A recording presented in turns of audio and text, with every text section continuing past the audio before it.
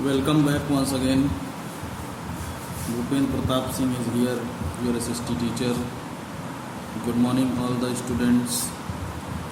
Now today we will discuss about chapter number 1 in geography in class 8th, that is resources. Chapter 1 resources in class 8th geography.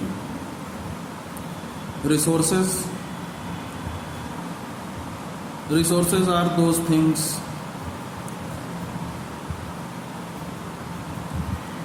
by which we use to fulfill our daily needs like food, fuel, wood, etc. तो today we will discuss about resources, यानी संसाधन क्या होते हैं, sources क्या होते हैं, resources क्या होते हैं. Open your book all of you, page number 128. First paragraph.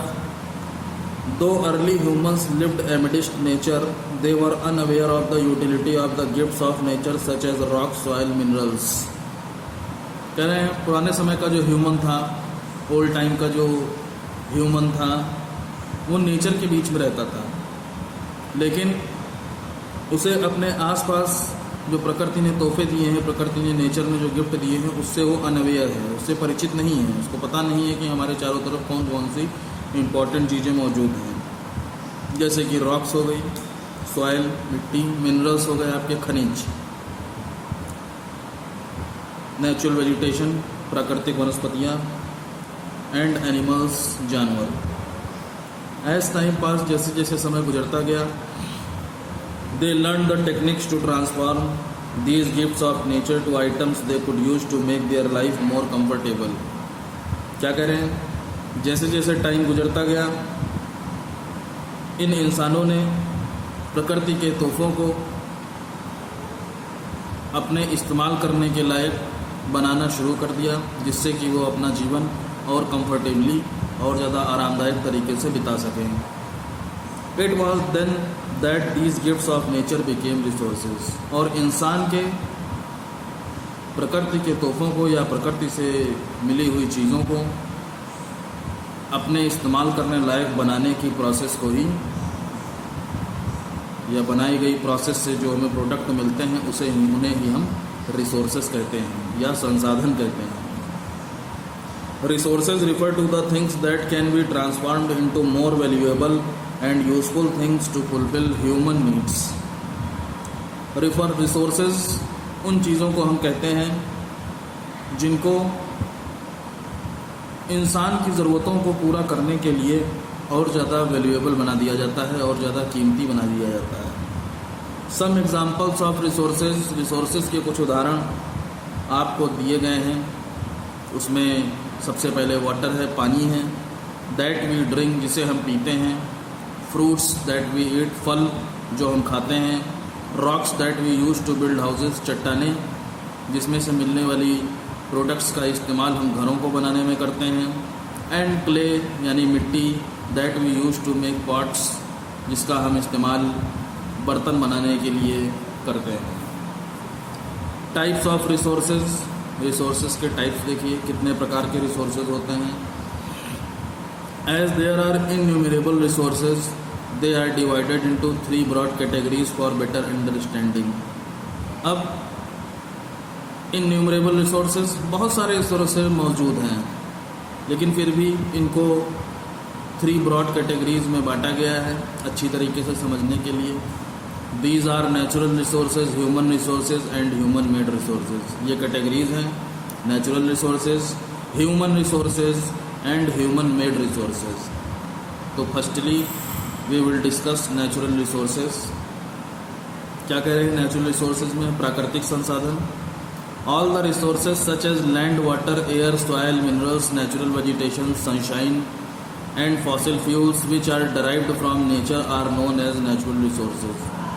जितने भी संसाधन हैं जैसे कि लैंड यानी ज़मीन, वाटर पानी, एयर हवा, सॉइल मिट्टी, मिनरल खनिज, नेचुरल वेजिटेशन प्राकृतिक वनस्पतियाँ या पेड़ पौधे, सनशाइन सूरज की रोशनी या सूरज की किरणें, एंड फॉसिल फ्यूल यानी जीवाश्म ईंधन।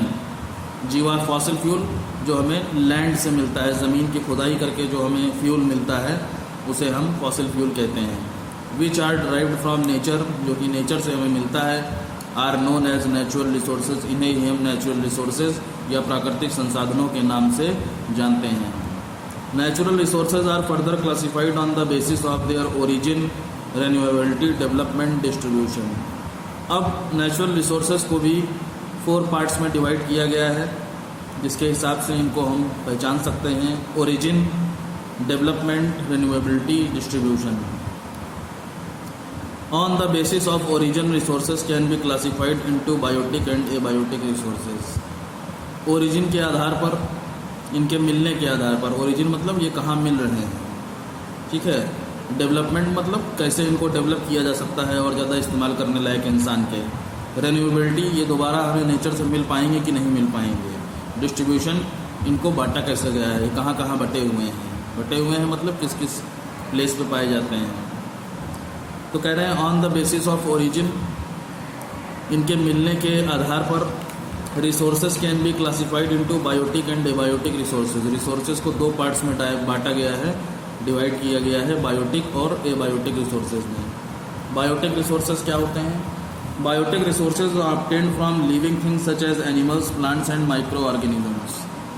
बायोटिक रिसोर्सेज वो रिसोर्स होते हैं जो कि हमें सीधे सीधे जानवरों से मिलते हैं, यानी जीवित चीज़ों से मिलते हैं, लिविंग थिंग्स से मिलते हैं, जैसे कि एनिमल्स, प्लांट्स, माइक्रो ऑर्गेनिजम्स, बहुत छोटे जीव जंतु जो होते हैं, इनसे हमें जो रिसोर्सेज मिलते हैं हमारे इस्तेमाल करने लायक, उन्हें हम नेचुरल रिसोर्सेज में, बायोटिक रिसोर्सेज में काउंट करते हैं।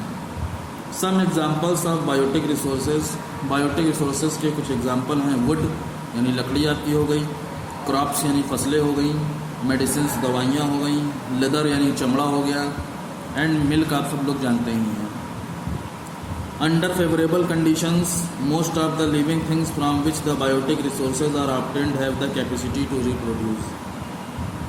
अंडर फेवरेबल कंडीशंस यानी जीवन जीने लायक जो कंडीशंस होती हैं लाइफ को और लिव करने के लिए, जो जो एटमॉस्फेयर चाहिए, जो क्लाइमेट चाहिए, जो सीज़न चाहिए, ऐसी कंडीशंस में most of the living things, ज़्यादातर जो लिविंग थिंग्स हैं, from which the biotic resources are obtained, जहाँ से हमें बायोटिक रिसोर्सेज मिलते हैं, have the capacity to reproduce, उनके अंदर उस प्रोडक्ट को दोबारा प्रोड्यूस करने की भी क्षमता होती है, रिप्रोडक्शन की उनके अंदर क्षमता होती है। यानी मिल्क जो है, ऐसा नहीं है कि हम लोग एक ही बार बस हम लोगों को मिल जाए, जैसे गाय या भैंसों से हमें, काउज और बफलोज से हमें मिल्क मिलता है, तो ऐसा नहीं है कि वो एक ही बार मिल्क हम लोगों को दें, कई बार मिल्क निकाला जा सकता है। उसके बाद एबायोटिक रिसोर्सेज आपके आ जाते हैं। Abiotic resources are obtained from non living things such as water, air and land. Abiotic resources हमें मिलते हैं नॉन लिविंग थिंग्स से, जैसे कि वाटर, एयर और लैंड हो गया आपका। Some examples of abiotic resources are rocks and minerals. Abiotic resources के एग्जाम्पल्स में रॉक्स और मिनरल्स आते हैं। Some abiotic resources such as wind and water energy are renewable, whereas some like minerals are non renewable. कुछ abiotic resources जैसे कि हवा and water energy और पानी से मिलने वाली जो एनर्जी है, आर रिन्यूएबल रिसोर्सेज, ये रिन्यूएबल में आते हैं, यानी इनको दोबारा हम बना सकते हैं। वेयर एज, जबकि कुछ जैसे कि मिनरल्स जो खनिज पदार्थ हैं, आर नॉन रिन्यूएबल, ये दोबारा नहीं मिल सकते हैं। अगर किसी एक जगह से हम मिनरल्स को निकाल लेते हैं तो हमें दोबारा वहाँ नहीं मिल पाएंगे। नॉन रिन्यूएबल, इन्हें दोबारा नहीं प्राप्त किया जा सकता है, दोबारा नहीं ये हमें मिल सकते हैं। On the basis of renewability, यानी दोबारा मिलने के आधार पर, resources can be classified, resources को रिन्यूएबल और नॉन रिन्यूएबल रिसोर्सेज में डिवाइड किया गया है। कैसे? Let's see. Renewable resources, the resources which do not get exhausted even after continuous use are called renewable resources। क्या कह रहे हैं? ऐसे रिसोर्सेज जो गायब नहीं होते हैं लगातार इस्तेमाल करने के बाद भी, ऐसे रिसोर्सेज जिनको हम लगातार इस्तेमाल करते रहते हैं और वो बर्बाद नहीं होते हैं या ख़त्म नहीं होते हैं, उन्हें हम रिन्यूएबल रिसोर्सेज कहते हैं। Example of renewable resources are sunlight and air, यानी सूरज की रोशनी और जो हवा है वो रिन्यूएबल रिसोर्सेज में आती हैं। इन्हें हम चाहे जितना इस्तेमाल कर लें ये कभी ख़त्म होने वाली नहीं है। Renewable resources are also known as inexhaustible resources, इसलिए रिन्यूएबल रिसोर्सेज को इनएग्जॉस्टिबल रिसोर्सेज भी कहा जाता है, यानी ये कभी भी ख़त्म नहीं होंगे।